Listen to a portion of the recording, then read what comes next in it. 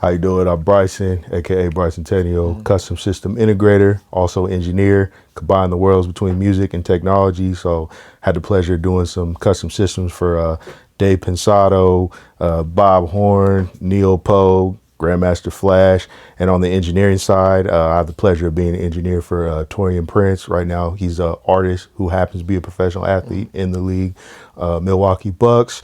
Also, shout out to my man, another artist I love working with, Critta. He's doing the 16s on the 16th, and I'm from Northern California, so I've had the pleasure of working with Andre Nicotina, big legend out there, you know, and plenty of more too. A lot of street folks, you know what I'm saying, being from the soil. Dive in with Ivan. I interviewed more than 50 different Grammy Award winning engineers, and I asked their secret sauce, and I made a free PDF file. You can learn like secret sauces, plugin presets, and all that stuff. Check the link below. Dive in with Ivan. What's your secret sauce? Secret sauce is integrity, actually. Being a man of one's word. That can go a long ways, especially as time plays out and you start to get some gray hairs on your chin. You can't fake time. So having long-standing relationships that provide a deep-rooted foundation, that really helps fortify one through the test of time, you know. And I see a bunch of gear. So since you're engineer for engineers, you're a gearhead, obviously, right? Yes. But what's your secret sauce about technical secret sauce? Technical secret sauce. Having access to a few vocal chains if the artist has the patience for it.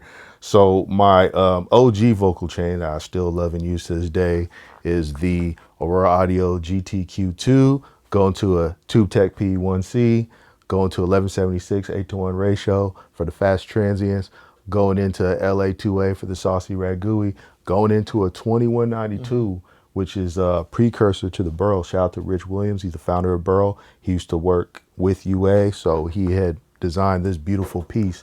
And even though it's been discontinued for a long time, it still has one of the lowest noise thresholds out of any modern converter on the market. Yeah, so that's one vocal chain. Also, everything chain, Hazelrigg. all day, yep. And then for the portable folks, we can go with the Neve 1073LB going into the Acme XLA 500, or we got the brand new hotness. We got the Hazelrigg D series over there, the 500 series. Yes. And here's a unique secret sauce that I have for certain curated sessions is the ability to switch between vocal chains with a simple press of a button. So with this radio gold digger right here, I could switch between 4 different mics, and this will supply the actual phantom power, so it makes it really seamless. And then on this side, with the radio cherry picker, I could switch between the 4 vocal chains that I mentioned. So if an artist comes in, sometimes I'll just have them do a freestyle for like a couple minutes, right? And I'll switch like every 4 bars or so, switch between the vocal chain. And then we'll listen to it blind, and we'll both take mental notes as to like what area just grabbed us, right? And then from there, open up the screen again, and I have the template so it's colored. And you can't see it now, but these XLR cables are all color coded to match the template. So from there, we know exactly what vocal chain won. That's the secret. It's so secret, we don't even know till after we play it back and reveal what color it was. So when I did the last 16th on the 16th, that you know, was doing really well. Fern Hazelrigg, the D series actually was the selected one in that one, and then also it was Lauten Clarion. Yeah, so they collabed on the post. It's been doing cool. How often do you use both or like several vocal chains on the same session with one artist? Like for example, for like hook, you use this vocal chain. For like verse, this chain. Like, do you do this? Artists aren't very patient these days, but yeah, if an artist is patient, it's dope. Be able to experiment with different vocal chains, especially like on the ad-libs or the dubs. Yeah. A lot of times I gotta cheat. A lot of times I just gotta tweak the existing vocal chain. Or using a Lauten mic with the multi-voice switching, it's like 3 mics in one. So we got the Eden right there. So we got forward mode, neutral mode, gentle mode. So a lot of times I'll flip it in the gentle mode. for an ad-lib or something and get more of like a vintage type of tone. So yeah, there's definitely ways to cheat, but a lot of artists, it's almost like I feel like I got to be an audio chef at Benihana's, where you know, a lot of freestyle by bar, and so yeah, got to be quick on the draw to make sure you know, no takes slip between the cracks, because yeah, you missed the wrong take on a session, yeah, game over. So some of the people are just upcoming engineers. They're looking to buy their first piece of gear. What kind of piece of gear would you recommend to buy? Let's just start with each position, like microphone, like yeah. Well, if they're looking to, are we talking about in context of like an engineer, or are we talking more of in context of somebody who wants to create music? No, just like, okay, let's talk about engineers. Just Engineers, okay.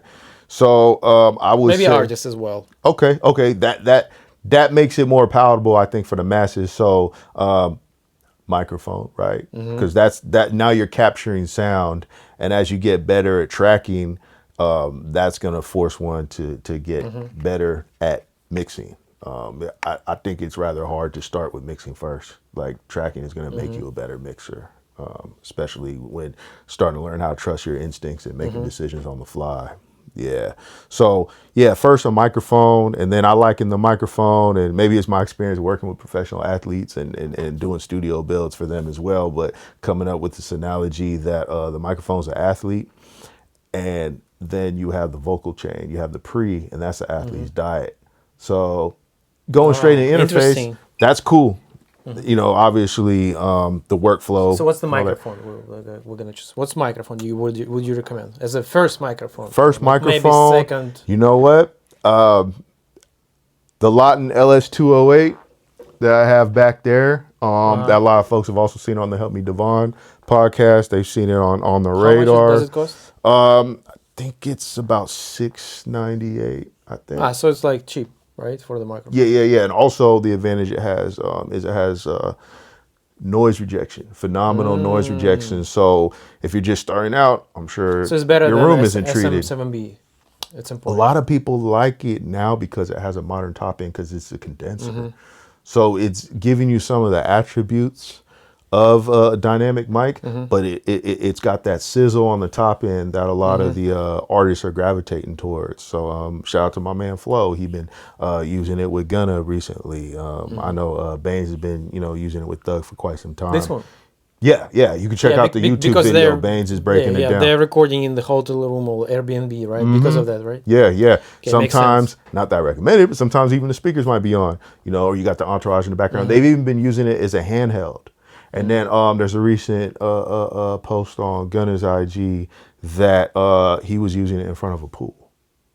Right? So basically, I say anywhere that's acoustically compromised, that mic is going to come in clutch. And what's cool is, even as you go further down the journey and you want to explore and to get into other mics, maybe dealing with a holy grail, whatever it may be, this mic is still going to come in clutch. It's still going to be relevant in one's arsenal. So my thing also is like investing intelligently, so you don't have to rebuy or compromise your quality. The worst part is if somebody like cheaps out on a integral piece in a chain, and now you got a lot of bad recordings that you regret, and then you're trying to sell that piece, get rid of it, so you're taking a loss, and then you got to spend more money getting the right piece, and it's like now you wasting time. And especially right now, like if you're gonna go to Sweetwater, for example, right, they have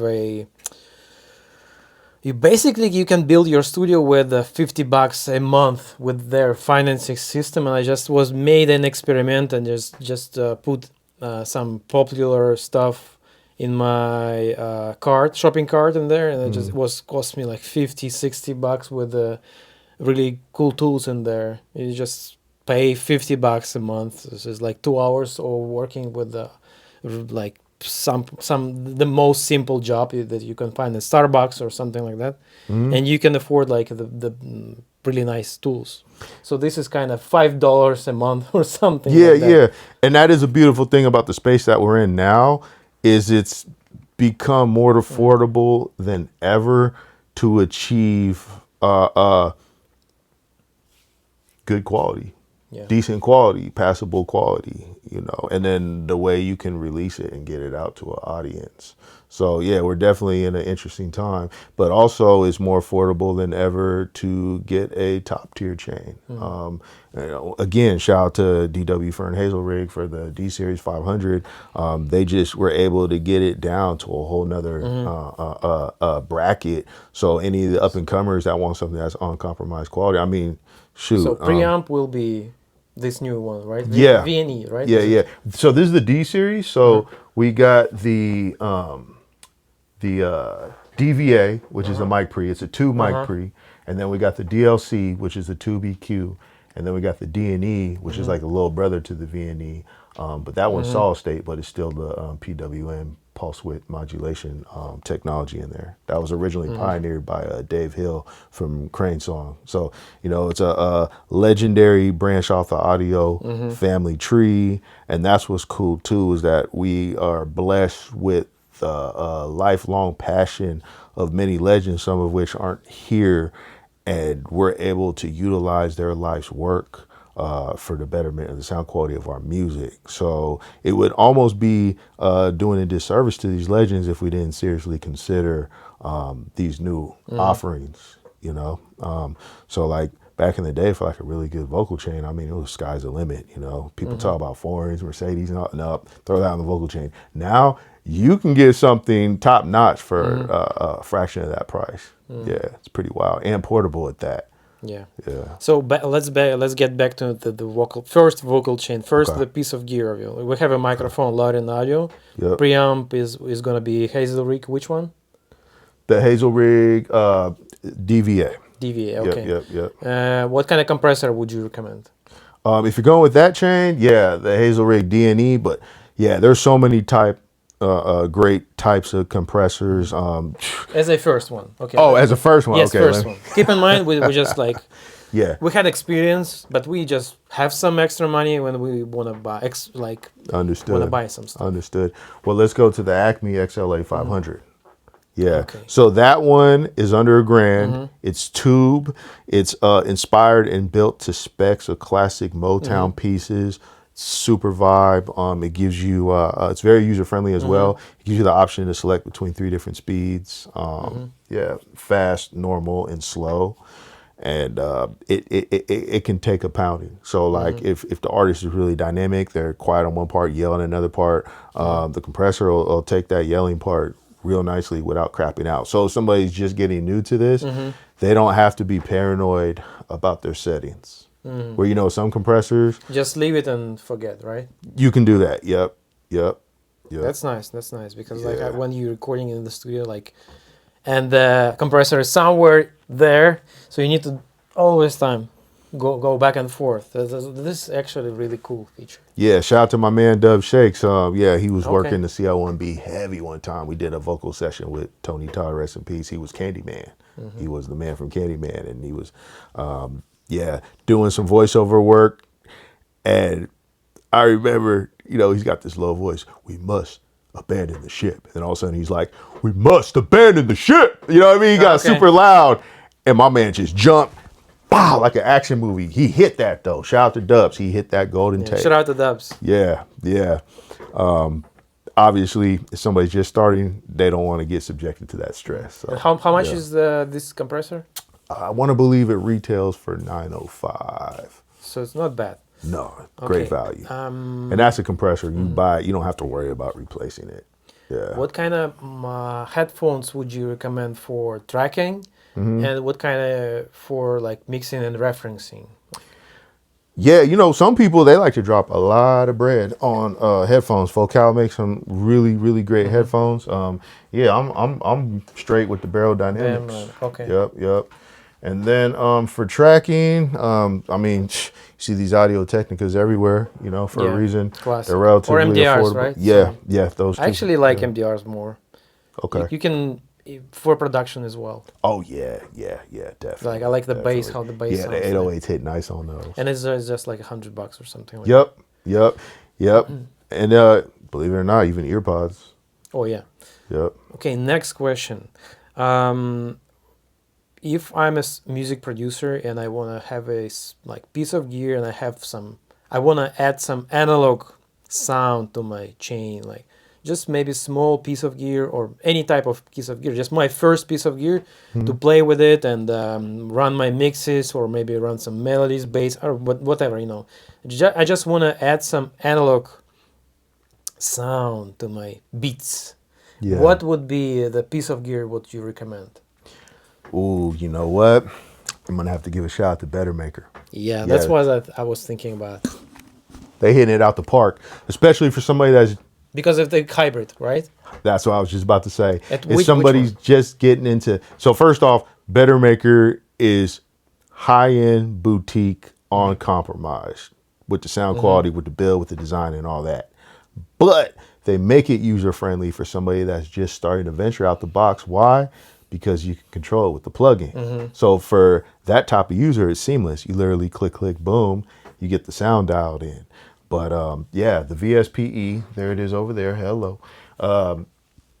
Okay. It's got the tube flavor as well, and it's got the heat function.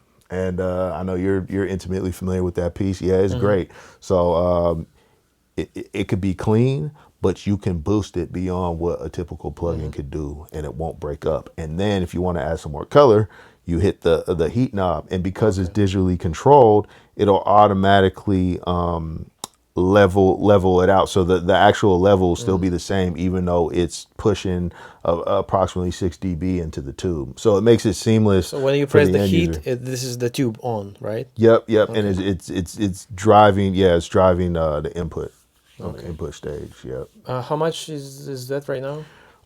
It's Like 3K or something, right? yeah.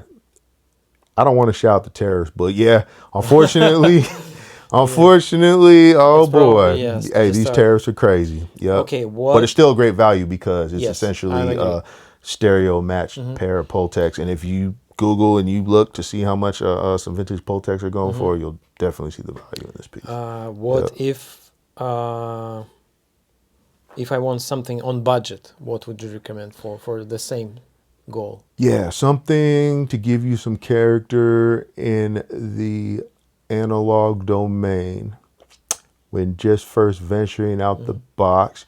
You know what? SSL is I mean, shoot, with the 500 series EQs and compressors, they've made them. How much is that? I want to say they're now $599. Okay. It's hard to keep track because all the tariffs, right? But I know the UK and United States just recently came to an agreement on something. So yeah, hopefully I'm right Okay, in so those like numbers. $600. Yeah, which is a 7. crazy value. Still okay, yeah. Crazy value. And Yeah. how's the routing going? Like, if I just have this piece of gear, I need just how many channels do I need for my interface? Do you think it's like Interface. So if you're just going for 2 mono channels, I mean, you could do something like an Apollo Twin. So the Apollo Twin has a 3 and 4 out that you can use dedicated for outboard. okay, fine. Yep. Oh, and SSL has the 6 modules as well, and I want to say those are $399 last time I checked. Oh, Yeah, so that's an incredible SSL, value. which one? 6. 6. Okay. Yep. I'm actually gonna try to find all of this gear and leave some links below in the description. So check the link below. So I'm gonna make it easier for you guys. There you go. Okay, let's get back to your story and how you started. How I started. So I'm from Northern California, San Jose. So there's a Silicon Valley aspect, but also further up the region, the greater Bay Area, Sacramento. So obviously there's a lot of culture out there that has changed the landscape of music and music technology. A lot of people don't know Avid is from out there, Daly City. I had an instructor, shout out to Bruce Tambling. He was the first DigiDesign instructor, Pro Tools, in Northern California, which by default made him the first Pro Tools instructor in the world. So that was wild. Shout out to Bruce Tambling. So a lot of companies have originated out from there. Universal Audio in Scotts Valley, Burrow in Scotts Valley, and Torres in Scotts Valley, Summit Audio, Mercury. I mean, man, there's so many companies. Emu. I'm gonna forget so many, but yeah, it's A bunch of yeah. Just check the history. So you got the hippie aspect, and you got the Silicon Valley technologically refined aspect, and you merge them together and change the world. So just being from that, and also loving hip hop, rap, both. And the Bay Area is known for both of those. And when I was coming up as a youngster, like I feel like that was the golden age of the Bay Area. You know, it's just like every other day somebody, you know, coming out with gold plaques. And this is when people were actually really buying music. So to, you know, to get people to come to the store and you're selling 500,000 albums and you're still not known maybe in a lot of the rest of the country, except for like real hip hop connoisseurs. That was dope. Like I used to pride myself on that. I was listening to Master P before anybody else knew who he was. He started No Limit like down the street from my grandma's house in Southside Richmond. So and being in the Bay Area, just fiercely independent. Shout out to my man Too Short. He had been out the trunk, you know, since the '80s. And you know he's at one of the highest levels in the game in terms of legends. Yeah, coming from that atmosphere, and then making music on my own, and I actually came into You started making beats first, right? Yeah, started making beats first. Me and the homies, we got keyboards together, even a karaoke machine. This is way back. This is like. Yeah, I don't want to date myself, but you know, the 90s made me, you know what I mean? So this is like 95, you know. And it was wild too, because there was always the street element out in Northern California. And and one of my ways, I seem to have always attracted troublemakers as a youngster. I was never the one doing things too crazy, right? It just felt like everybody else around me it was just wild, like action movie type activities just happening at any point in time. It's like, why are y'all doing this? Oh, now y'all got me in this too? They labeling me because we dress the same. Now we all, damn, okay. But one of my outs was music. I remember we got summoned one time by a very well-known organization at that time. I'll leave it at that. And we got summoned by some of the elders because they heard we did music and they wanted us to rap. So I go into this garage, it's like 30 OGs in there. I'm just like, whoa. They're like, yeah, it's Tom. Go ahead, do your thing. So we freestyled for like an hour and we had them entertained. Like that was like my little getaway clean pass quite a few times, you know. Oh, he got flows. So yeah, I could freestyle at that time. And then I realized, you know, over a decade later, hey, if the words don't rhyme from time to time, oop, that rhymed. Even more opportunities could happen, you know what I mean? But then hit them with some bars at a certain time, you know? So yeah, that kept me cool. Like one time, yeah, this OG chick was like, oh yeah, he got flows, he good. Like, oh, I get the pass like that. All right, cool. Yeah, this music's looking out for me, keep me out of trouble a little bit. And then, yeah, I moved to Hayward. At one point I got my first computer set up. And that had Cakewalk. This is 1998. So the idea of still recording on computers was foreign. People were like, yo, you can't do that. It's going to be crazy. And, you know, to give them credit, the first thing I did sounded like ass. But that's what got me down the never-ending journey of sound quality. Yeah. You started making beats from the streets. Then you started freestyling. Then what's next? What's next? Oh, we got signed to an independent label. And like most independent labels, ends up not working out. So then I was the only guy with the recording setup at that time. So next thing I know, I'm engineering for a bunch of people. I did contracts for everybody, you know, because, you know, music ain't to be played with when everybody, that's their passion. Everybody's putting so much time into it. You know, you don't want to play with it. Especially back in the 90s. So, yeah, did that, did a bunch of shows, released a lot of projects independently. So he was performing? Or Yeah. As a rapper? Yeah. And the thing about me, still to this day, is I always love being a part of something greater than myself, you know, teamwork. Like, you know, we moving together. And it's interesting now with this internet era, you know, working with you. It's like we all working together in a larger way, and I think there's a lot more decorum these days. Back in those days, everything was like way more territorial, and now there's a lot of you know, complimentary, not competitive. That's the way I look at it. You know what I mean? If everybody's got true passion for something, there's a way we can all come together for the greater good and create something that's way bigger than if any one of us was trying to do it. And I think that's an interesting theme for the greater world. You know, we got a lot of crazy stuff going on right now with the current geopolitical situation. And it's like, man, you know, I be thinking some crazy ideas in the middle of the night, but it's like, bro, there's got to be a way to make this all work. You know, you from Russia, I'm from the States. We got way more in common than what we don't. And it's like, bro, we bros. So it's like, come on, it can't be that hard. So, okay, you from the streets, you start making beats, then you start rapping, then you got your first setup, then you started recording people. I just wanna, on every episode, I'm trying to deconstruct the success story so people can kind of relate to it and find their best story and just repeat it. Cool. I appreciate that. And through my journeys or struggles or whatnot, I've come up with a couple, you know, one-liners, and they'll just randomly pop in my head. So the one that just popped in my head right now is there's no such thing as making it, only such thing as falling off. So every day, that keeps me humble as I move forward, because of some of the things that are perceived as success that I've done, or what some people might know of me. I've been around a lot of situations that folded or people fell out. But it's all learning experience. What's the craziest story in studio story? You don't have to say names.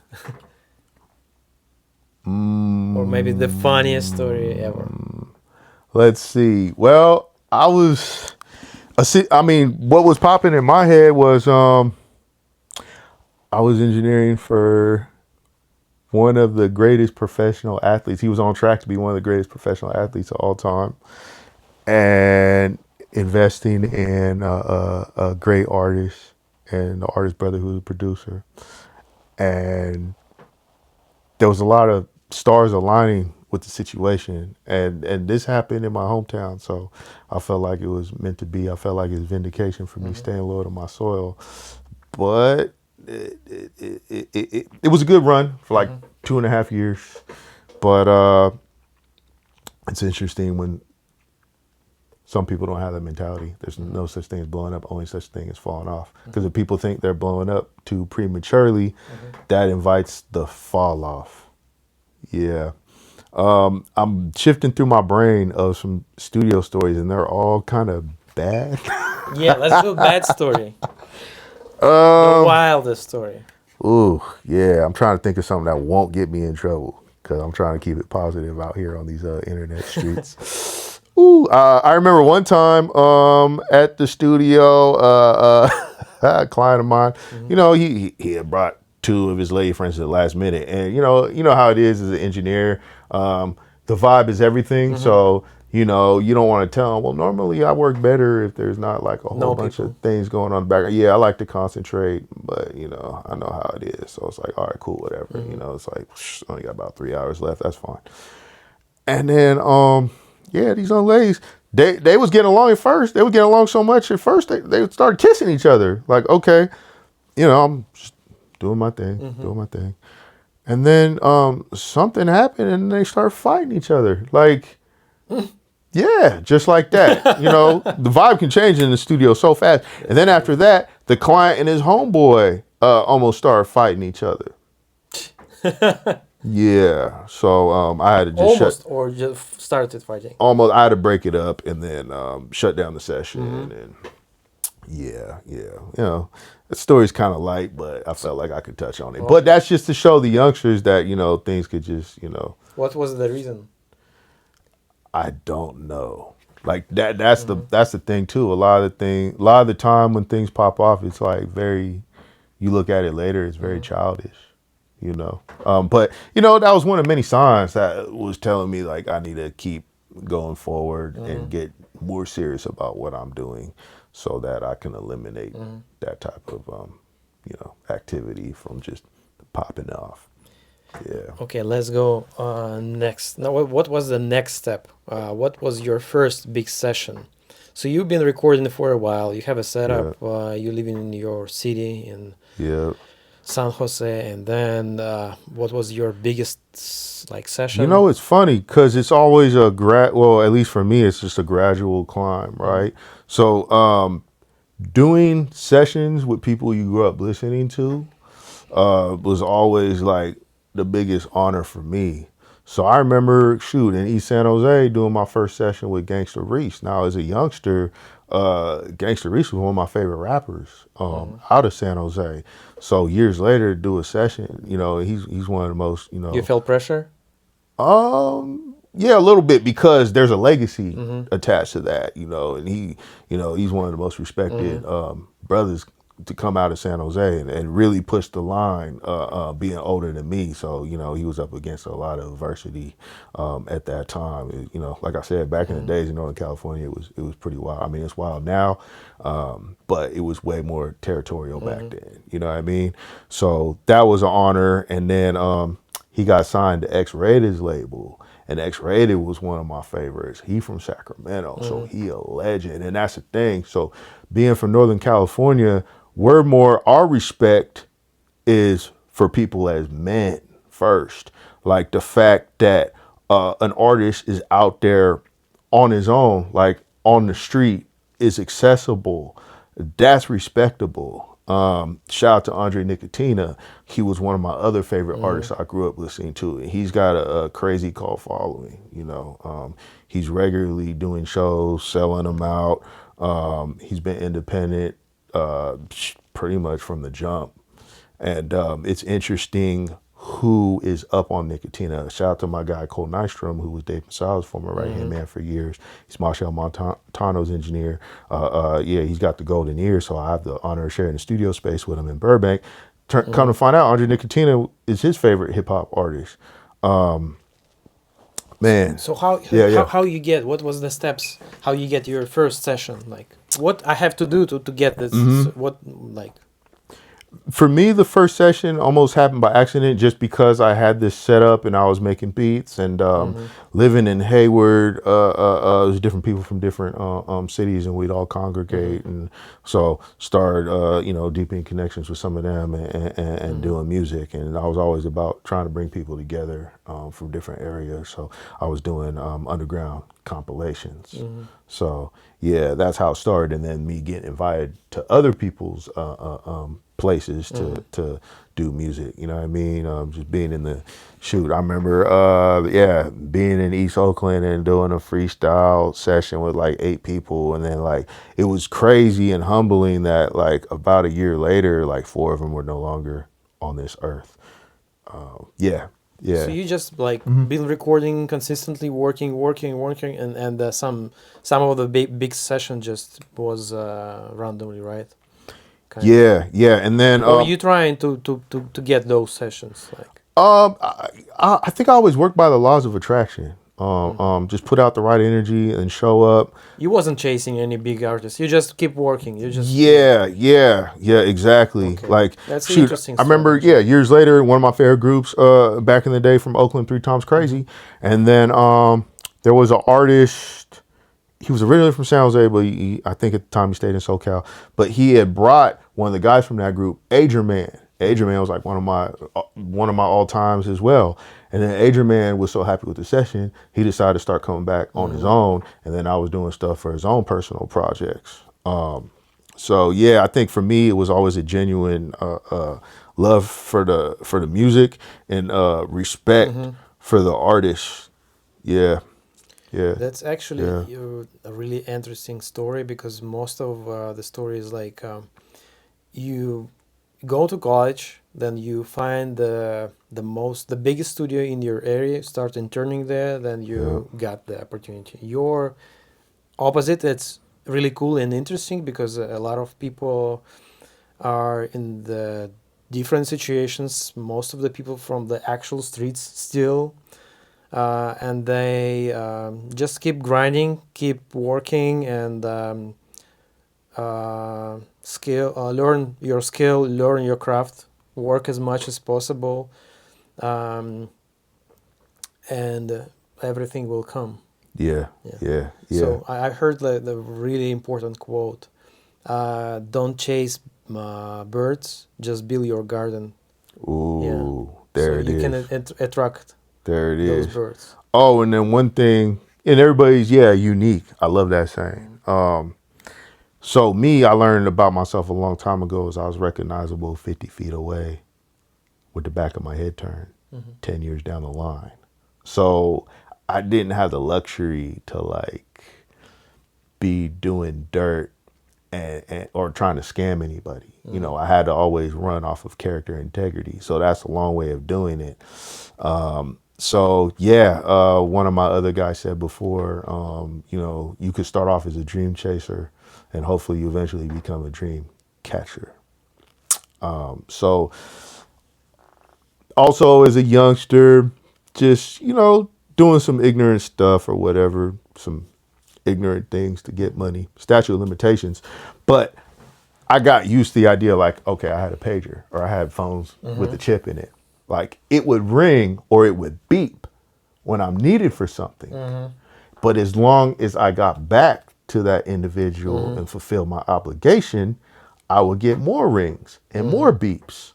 So I imparted that instinct to the per audio realm unknowingly in the early stages, where like back in the day, a lot of guys with studio setups would be scared to have certain, you know, artists come in. And people would call that catting off if like they don't answer the phone or they don't respond in time, you know. So I was one of those guys that would like, I would pick up the phone or I'd hit you back as soon as Pick up the possible. phone every time and answer the message. So that's like 101. Yeah. That's rule number one. Yeah. So, you know, I'm from Northern California. I'm from California, but I'm not Hollywood, you know, even though I stay in Hollywood now and it's cool. It's cool, you know. So, you know, shout out to my guys, shout out to my bros in the audio engineering community. You know what I mean? It definitely is part of the music industry, but it's definitely its own realm. And that's the realm that I cherish the most. So it's all organic, you know, relationships with me and my guys. You know what I mean? Your guys, our guys. Yeah. You know, yeah. Shout out. So let's play a game. Let's just imagine you are just starting. You are a recording engineer or producer or both. You are from Mississippi, not or Michigan, not the popular state for music. You know, it's funny. Shout out Big Crit from Mississippi. So I had the pleasure of doing a track with him. Okay. Yeah. So there's definitely the go get it attitude. So you're basically like the point. You're from not the musical state, and you wanna work with I don't know. Name me a young boy NBA, for example. You wanna work with big artists, big rappers. Give me like some steps. What would you do? You know what's funny? Me being so rooted from where I came from, like we never chased like that. We were taught to create our own motion, and if we're doing it right, it's gonna come to us somehow, some way, or we're gonna cross paths with it. So I guess I would say to an artist, no matter where you're from, find out what makes you unique.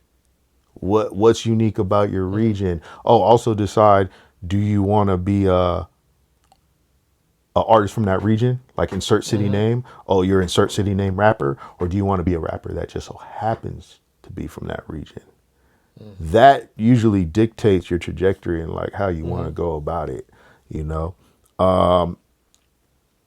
And if you want to pay homage to an artist, cool. Just let it be known. And who knows? And now the way things work with the internet, things could go viral. There's like so many ways that you could catch people's attention.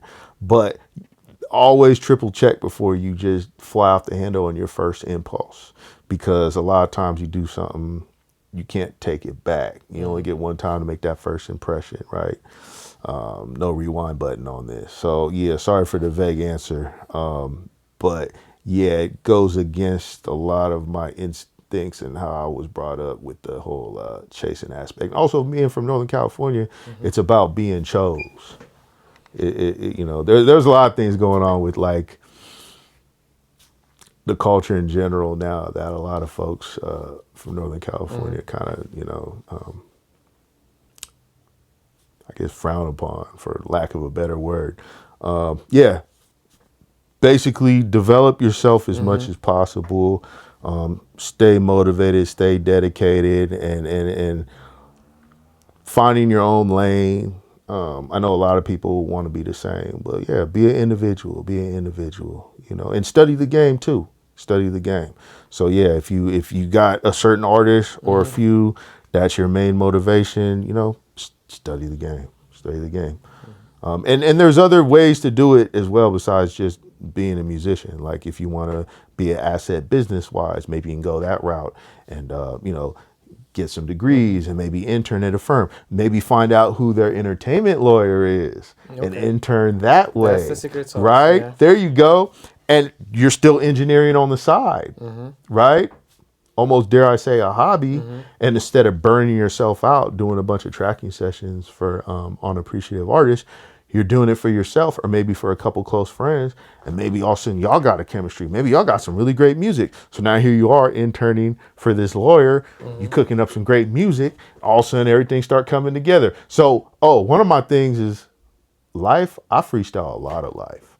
So that was me just off the rip, just coming up with some ideas right there. Cause I don't like to say no. There's got to be a way. If somebody's respectful and they're really serious about what they do, you know, in this game also, asset versus liability. So if you're being introduced to somebody, keep that in mind. Like, how can I be an asset or am I being a liability? And just because you can doesn't mean you should. So maybe you do have an opportunity to prematurely be in the presence of somebody, but you're not, you don't see nothing about yourself that could be an asset. It might be the wrong time. Dive in with Ivan. Cool. Okay, what's your top 5 favorite plugins? Top 5 favorite plugins. I would say the Hofa IQ EQ. It's a phenomenal dynamic EQ. German engineers, shout out to them. I still love the UAD, Manly Massive Passive. Also, super digging the new mixed wave Pultec. Compression. I still digging the UAD Fatso. Digging the mixed wave Level. Okay. Yeah. Shout out to Oak Sound, Soothe. Shout out to Make Believe, Good Math. I use Good Math Sorry, all the time. Oh, sorry. Yep. Math nerd. Yep. Had to say it. 6 is fine. A top 5 favorite piece of gear. Man, I love my LA2A, 1176, V&E, the Aurora Audio GTQC. We still need one? Yes. Oh, Acme Audio XLA 500. Interesting. Yes, sir. Okay. Better Maker. Damn it. Yep. That's so many, right? VT5. Damn it. Yeah, I'm an outboard head. I'm sorry. Yep. Where we can find you? Shoot, you can just find me in the cut, man. I be out and about. You know, sometimes I pull up, sometimes I touch down. I be sea to shine and see with it. Instagram. How we can find you on social media? Oh, yeah, that's BRYCENTENIAL at Instagram. Diving with Ivan. Shout out to this man right here. He created his own lane and he's killing it. So appreciate you having me on the platform, brother. Yes, sir.